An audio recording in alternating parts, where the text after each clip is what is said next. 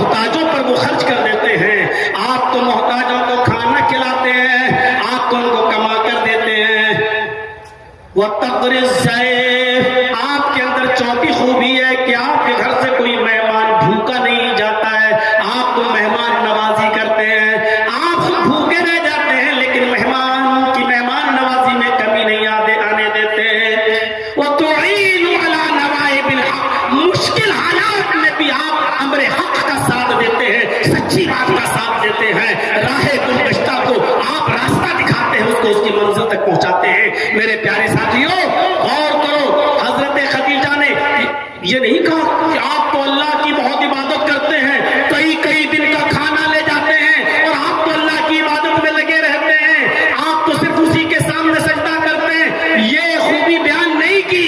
हजरत खदीजा ने कहा आपको अल्लाह ज़ाय कर ही नहीं सकता, आपको अल्लाह रुसवा कर ही नहीं सकता, आपको अल्लाह बर्बाद कर ही नहीं सकता। और उसकी वजह यह है कि आप अल्लाह के बंदों के साथ हुकूकुल इबाद का लिहाज रखते हैं, ख्याल करते हैं। आप अल्लाह के बंदों के साथ अच्छा सुलूक रखते हैं, रिश्तेदारी को जोड़ते हैं, बेकसों का बोझ उठाते हैं, मोहताजों को खाना खिलाते हैं, मेहमान नवाजी करते हैं और मुश्किल हालात में हमारे हक का साथ देते हैं। ये खूबियां आपके अंदर है, तो फिर आपको अल्लाह बर्बाद कैसे कर सकता है, आपको अल्लाह ज़ाहिर कैसे कर सकता है। मेरे प्यारे साथियों, अंदाजा लगाइए, ये है हुकूकुल इबाद।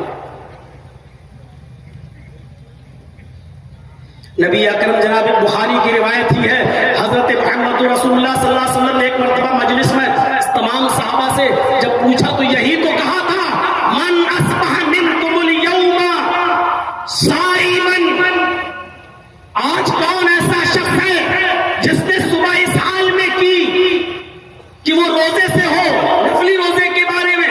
तो अबू बकर सिद्दीक ही उठे थे।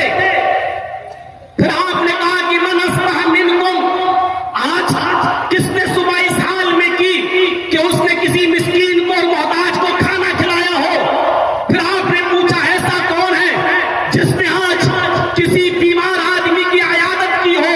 मन अस्बह मिनकुम, तुम में से कौन है जिसने आज आद मिनकुम मरीज़न, जिसने आज किसी मरीज की अयादत की हो। फिर आपने पूछा तुम में से कौन है आज जिसने सुबह इस हाल में की हो कि वो किसी जनाजे में शिरकत किया हो और किसी मस्जिद के साथ साथ कब्रिस्तान तक उसके साथ गया हो। मेरे भाइयों, चारों बार में हजरत अबू बकर सिद्दीक ही उठे, हजरत अबू बकर सिद्दीक उठे। मैंने ही मिस्कीन को खाना खिलाया, मैं ही बीमार को आज देखने गया, मैं ही आज एक जनाजे में शिरकत भी की, उसकी नमाज जनाजा भी पढ़ाई और उसको कब्र में उतारा भी। ये सारी खूबियां मेरे अंदर आज मैंने इस हाल में सुबह की है। हाँ, इसके साथ साथ हुकूकुल्लाह भी अदा किया। वो अलग बात है कि रोजा फर्ज नहीं था, लेकिन इसके बावजूद मैंने नफली रोजा रखा। एक काम था सिर्फ नफली रोजा, बकिया तीनों चीजें जो बताई वो हुकूकुल इबाद से ताल्लुक रखती है। तो अल्लाह के नबी सल्लल्लाहु अलैहि वसल्लम ने क्या फरमाया, जिसने सुबह इस हाल में की वो जन्नत में मेरे साथ होगा, वो जन्नत में दाखिल होगा। आए अबू बकर तुम जन्नत के अंदर दाखिल होगे। मेरे प्यारे साथियों, गौर करो, हुकूकुल इबाद की ये अहमियत है, हुकूकुल इबाद का ये मकाम और ये मर्तबा है। आज हम क्या हुकूकुल इबाद का ख्याल रख रहे हैं? जाइएगा, सोचिएगा हमारा पड़ोसी के साथ क्या मामला है। हुकूकुल इबाद में सिर्फ इतना ही नहीं आता है, गैर मुस्लिमों के साथ क्या सलूक है, मुसलमानों के साथ क्या सलूक है, मुस्लिम कैदियों के साथ क्या सलूक है, औरतों के साथ क्या सलूक है, बीवियों के साथ क्या सलूक है, बेवाओं के साथ क्या हमारा सलूक है, यतीमों के साथ क्या हमारा सलूक है, गैर मुस्लिमों के साथ क्या हमारा सलूक है। अरे शरीयत ने तो जानवरों तक के हुकूक बयान किए हैं। और पढ़िएगा जानवरों के चैप्टर को खोल के, अल्लाह के नबी सल्लल्लाहु अलैहि वसल्लम ने यहां तक मुतय्यन किया है कि अगर कोई जानवर तुम पाले हुए हो और खेत जोतने का काम लेते हो, उससे खेती बाड़ी का, तो उसके ऊपर कितना बोझ लाद सकते हो और कितनी देर उससे काम करा सकते हो और कितनी दूर बैठकर उस पर सफर कर सकते हो और उसके ऊपर कितना बोझ लाद सकते हो। ये सारी चीजें शरीयत में मौजूद हैं और शरीयत इससे भरी पड़ी हुई है। जो शरीयत जानवरों तक के हुकूक में कमी ना होने देती हो और हमें हुक्म देती हो कि जानवरों के साथ भी अच्छा सलूक हो, वो हुकूकुल इबाद के मामले में कितनी मेरे भाइयों चौकस होगी और हमारे ऊपर कितना बार डाल रही होगी कि तुम हुकूकुल इबाद का ख्याल रखो। वो हदीस तो आपने सुनी होगी, हदीस कुदसी है मुस्लिम शरीफ की। 20 मरतबा आपने अपने इलाके के उलमा से सुना होगा, 20 मरतबा आपने अपने इलाके के उलमा से सुना होगा। हदीस कुदसी है वो। हदीस कुदसी कहते ही उसी को है जिसमें अल्लाह के नबी सल्लल्लाहु अलैहि वसल्लम ये कहें कि अल्लाह फरमाता है, नबी अकरम सल्लल्लाहु अलैहि वसल्लम कहें कि अल्लाह ने फरमाया। वो हदीस कुदसी कहलाती है। क़यामत के दिन अल्लाह रब्बुल आलमीन एक शख्स को बुलाएगा, सीधे उससे यही सवाल करेगा। मुस्लिम शरीफ की हदीस, आए मेरे बंदे,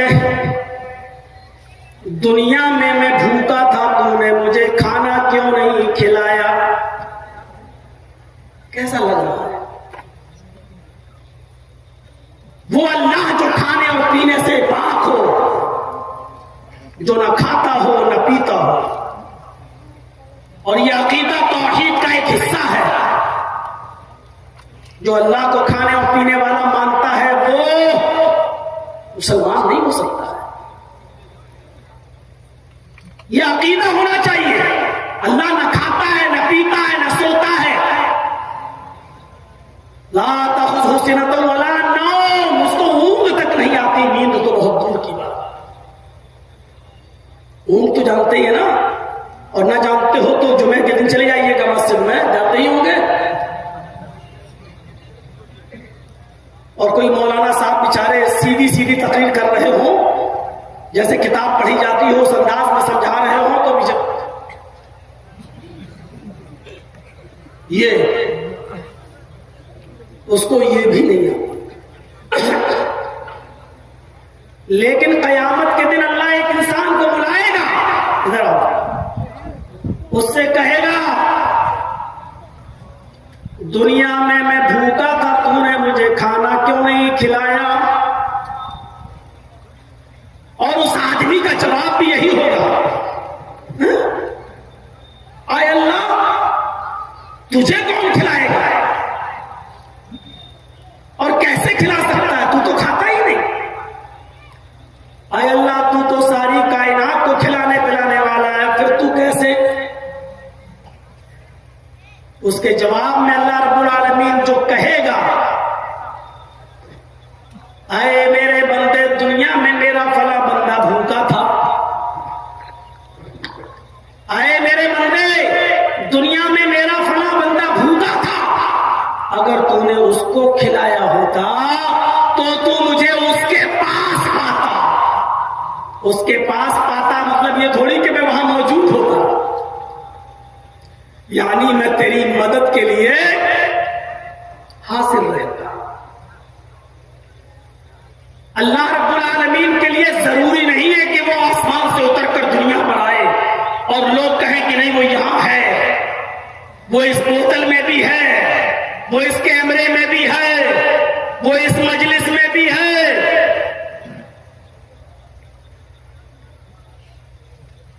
अल्लाह आसमान पर है, सुम्मा इस्तवा अलल अर्श, वो अर्श पर है। हाँ, उसका इल्म हर जगह है, वो अपने इल्म के एतबार से हर जगह। मेरे बंदे, अगर तूने उसको खिलाया होता तो तू मुझे उसके पास पाता है, नहीं मैं तेरी मदद करता। जब तू उसका नहीं हुआ तो मैं तेरा नहीं, क्यों तेरी मदद करूं? कितनी बड़ी हुकूकुल इबाद की तरफ इशारा कर रही है यह हदीस। एक भूखे को खाना खिलाना, खिलाना ही नहीं, दूसरों को उभारना भी। अरे मोहताजों को, मिस्कीनों को खाना खिलाओ, ये शरीयत का एक हिस्सा है।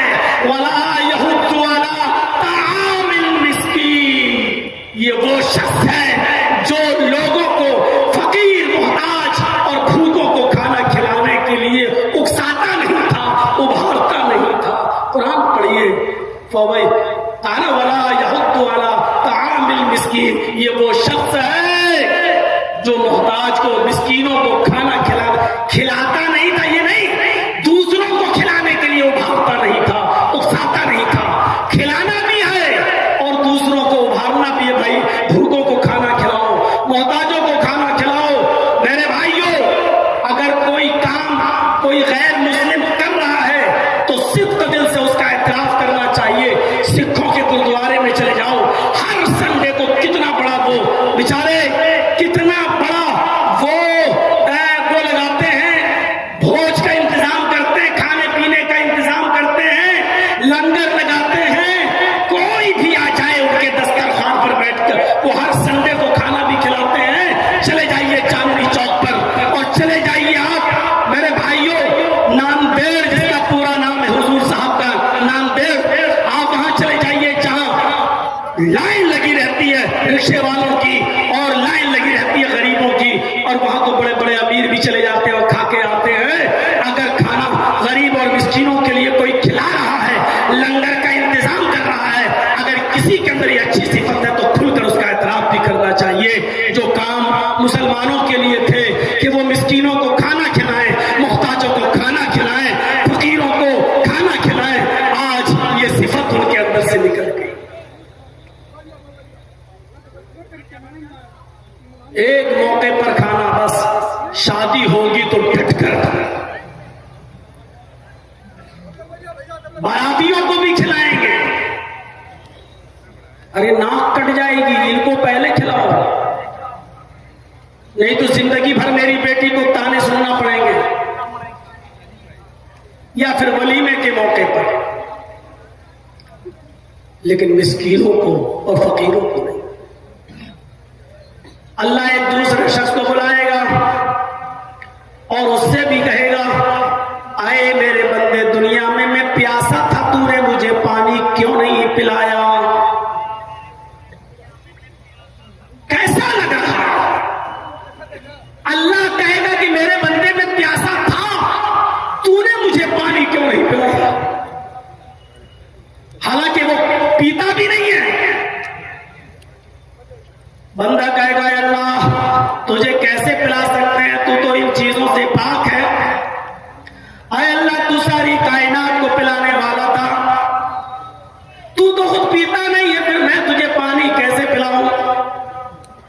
अल्लाह कहेगा, मेरे बंदे, दुनिया में तेरी चौखट पर मेरा बंदा गया था, प्यास की वजह से तड़प रहा था, तूने उसको पानी पिलाया होता, तूने उसको पानी पिलाया होता तो मुझे तू अपने पास पाता, यानी मैं तेरी मदद करता, मैं तेरे काम आता। तूने मेरे बंदे को पानी नहीं पिलाया, मैंने भी तेरी मदद नहीं की, क्या तेरी मदद करूं? तीसरे हिस्से पर नजर रखिए, कोई चीज छोड़ी ही नहीं है। इंसान को इन चीजों की बुनियादी तौर पर जरूरत है, खाने की, पीने की। हम लोग भी बोलते हैं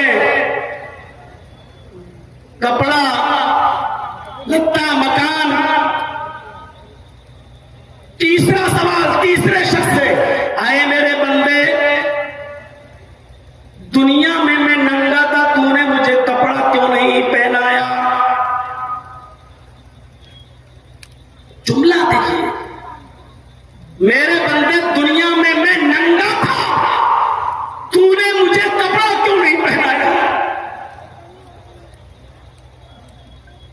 अल्लाह, तू तो सारी कायनात को पहनाता है, तू तो इन चीजों से पाक और साफ है, तुझे कैसे पहनाए कोई? तू तो सबको पहनाने वाला है। तशबीह होती है और दी जाती है। एक दूसरी हदीस कुदसी में खुद अल्लाह के रसूल ने फरमाया कि अल्लाह फरमाता है, अल इज़्ज़ु इज़ारी वल किब्रियाउ रिदाई फमन नाज़अनी फी कुल्लि वाहिदिन मिनहुमा फक़द अज़्ज़बतहु अज़ाबन शदीदा। यह भी मुस्लिम शरीफ की हदीस है। यहां अल्लाह ताला ने खुद दो कपड़ों का लफ्ज इस्तेमाल किया। मेरे बंदों में भी दो कपड़े पहनता हूं। अल इज़्ज़ु इज़ारी, इज्जत मेरी लुंगी है, वल किब्रियाउ रिदाई, तकब्बुर मेरी चादर है। तुम जिस तरह कपड़े पहनते हो मैं भी कपड़े पहनता हूं, लेकिन तशबीह तशबीह क्या दी, अल-इज़्ज़ु इज़ारी, इज्जत मेरी लुंगी है। कोई आदमी अपने आप को दुनिया में अजीज बनने की कोशिश ना करे, मैं सबसे बड़ा इज्जत वाला। कोई आदमी दुनिया में अपने आप को मुतकब्बिर न बनाए, मैं कुछ हूं, मैं ये हूं, मैं वो हूं। कभी कभी फोन पे, तुम अभी मालूम है तुम किससे बात कर रहे हो, जानते हो मैं कौन बोल रहा हूं। यही है वो तकब्बुर। अल्लाह कहता है ये दोनों चीजें मेरे लिए हैं, अल-इज़्ज़ु इज़ारी वल किब्रियाउ रिदाई, इज्जत मेरी लुंगी है, वल किब्रियाउ रिदाई, और तकब्बुर मेरी चादर। इन दोनों कपड़ों को मैं भी पहने हुए हूं। फमन नाज़ानी फी कुल्लि वाहिदिन मिनहुमा, ये दोनों चीजें मेरे लिए हैं। अगर इन दोनों चीजों में से कोई एक चीज भी अगर मेरे किसी बंदे ने मुझसे छीनने की कोशिश की, फमन नाज़ानी फी कुल्लि वाहिदिन मिनहुमा, इन दोनों में से कोई एक चीज भी मुझसे छीनने की कोशिश की, फक़द अज़्ज़बतुहु, बस इतना नहीं कहा कि मैं उसको अज़ाब दूंगा, फक़द अज़्ज़बतुहु अज़ाबन शदीदा, मैं उसको दर्दनाक सख्त अज़ाब दूंगा। बुखारी की रिवायत है, ला यदखुलुल जन्नह मन कान फी क़ल्बिही मिस्क़ालु ज़र्रतिन मिन किब्र, जिसके दिल में राई के दाने के बराबर, सरसों के दाने के बराबर भी तकब्बुर होगा, वो जन्नत के अंदर दाखिल नहीं होगा। राई का दाना है, कहां पहुंचा दिया अल्लाह ने।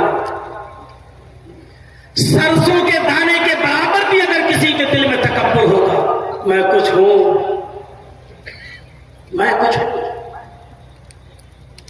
ला यदखुलुल जन्नह, वो जन्नत में दाखिल नहीं होंगे। गौर कीजिए आप। और हजरत उमर फारूक ने जब किसी गुलाम को अपने थप्पड़ मार दिया था, तो बाद में उसने कहा था, अमीरुल मोमिनीन, थप्पड़ मारने का बुरा नहीं मानता मैं, लेकिन बस मैं जा रहा हूं, आप तन्हाई में थोड़ी देर के लिए इतना सोच लेना, क्या आपने मुझे थप्पड़ जो मारा है वो जायज मारा है या नाजायज मारा है। अपने मुलाजिमों पर जुल्म करने वालों, अपने मातहतों पर धौंस जमाने वालों, जरा गौर करो। हजरत उमर फारूक ने कहा, मैं इस्तंजा कर रहा था, पेशाब कर रहा था, और तू अमीरुल मोमिनीन चिल्ला रहा था। जब तुझे मालूम है कि मैं इस्तंजा कर रहा था, तो तुझे चीखना नहीं चाहिए, चिल्लाना नहीं चाहिए। उसने कहा, अमीरुल मोमिनीन, मुझे नहीं मालूम था कि आप इस्तंजा कर रहे हैं, भला अगर मैं देख लूं कि आप इस्तंजा कर रहे हैं, पेशाब के लिए बैठे हुए, तो मैं क्यों कहूंगा मेरी नजर आपके ऊपर नहीं पड़ी, अगर पड़ जाती तो मैं क्यों चीखता। हजरत उमर ने कहा, क्या तुम ये बात हल्फ बिल्लाह के साथ कह सकते हो। उसने कहा, मैं अल्लाह की कसम खाकर कहता हूं कि मुझे नहीं मालूम कि आप इस्तंजा कर रहे थे। हजरत उमर ने कहा, जब तूने अल्लाह की कसम खाकर ये बात कह दी, तो फिर अब मैंने जो थप्पड़ मारा तुझे नाजायज मारा है, इधर आओ, अब तू भी बदला ले ले। ये रहा मेरा गाल, जितनी जोर से मैंने तुझे थप्पड़ मारा, उतनी जोर से तू भी मुझे मार ले। उसने कहा, अमीरुल मोमिनीन, आपको अपनी गलती का एहसास हो गया, मैंने माफ किया। फरमाया, नहीं, इसी दुनिया में तुम्हें इंतकाम लेना होगा, इसी दुनिया में तुम्हें बदला लेना होगा। कयामत के दिन में अपनी एक नेकी भी तुम्हें नहीं दे सकता हूं। तुम इसलिए मुझे माफ कर रहे हो क्योंकि मैं अमीरुल मोमिनीन हूं, इसकी वजह से तुम मुझे नजरअंदाज कर रहे हो। नहीं, उसने फिर कहा, जिस तरह मैंने कसम खाकर एतराफ किया कि अल्लाह की कसम मैंने आपको इस्तंजा करते हुए नहीं देखा, उसी तरह मैं अल्लाह की कसम खाकर कहता हूं कि मैंने दिल से आपको माफ कर दिया। सबके सामने उमर फारूक कह रहे हैं कि मुझे भी थप्पड़ मारो। आप सबके सामने अपनी एक हल्की सी शिकायत नहीं सुन सकते हो। और हजरत उमर तो सबके सामने कह रहे मुझे तकब्बुर का शायबा तक नहीं। बात थोड़ी सी घूम गई, उधर चली गई। मैं नंगा था, तूने मुझे कपड़ा क्यों नहीं पहनाया? कहेगा ना, तू कैसे नंगा रह सकता, तू तो सारी कायनात को पहनाता है। तो अल्लाह रब्बुल आलमीन कहेगा मेरे बंदे तेरी चौखट पर फटे